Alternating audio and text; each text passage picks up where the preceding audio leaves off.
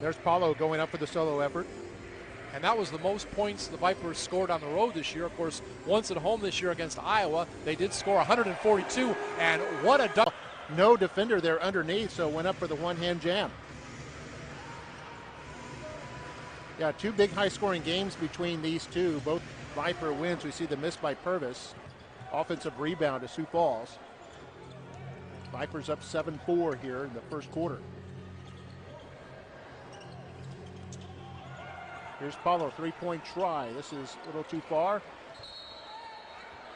56th pick overall. Wound up playing some with OKC in the pros and even with the Atlanta Hawks this year. Hamilton on the Vipers. We'll see if he plays tonight. The inside scoring, that's made. Yeah, Frazier with 5 points. He might be a little mad that his Florida Gators went out of the NCAA tournament earlier this afternoon. So Clark gets that rebound. But remember, they beat one of my favorite teams twice this year, LSU. Oh, and Edwards. And that is correct. Frazier 26 in the win over Northern Arizona. And also Frazier had 30 in the loss to Salt Lake City. So it's Vipers by 4 right now, 30-26. Under 4 minutes to play in the first quarter. So we see Washington, the left-hander, that was a little weak, and the rebound comes down to Edwards. Outlet goes to Jordan Johnson. Johnson goes coast to coast, but then he'll send it back to Edwards. Wide open for the three. Couldn't quite get it. Rebound to Sioux Falls. Mayton got that rebound. Jordan Johnson out of UNLV, 5'11", 175-pound guard for the Vipers. And Terry double teamed on the baseline and then ends up throwing it away. Maybe he'll be coach of the month 3 months in a row. Purvis hit the technical, so he's got 5 points. And there's Terry with the follow-up. We're down to 45 seconds left in the quarter. 3-point lead right now for the Skyforce. Johnson down low for Walker. Oh, wide open. Do have 5 steals, only 2 for the Skyforce. Purvis, former Connecticut Husky. Pass it over to Paulo. Now it goes to Purvis with a 3 right as the shot clock was winding down. Missed that.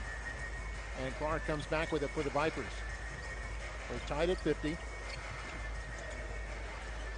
Clark finds Payton. Trying to hit Stone down low. Stone fakes one way, goes the other, and scores. Like too much, but it's been pretty consistent in that range. Yeah, they've generally led the league in that category as Payton ends up turning it over. And here's a steal by Paulo right here. Going inside is Mayton. Mayton gets back with it. So Frazier looking for Payton, then looking for Walker, and then has it stolen away by Terry.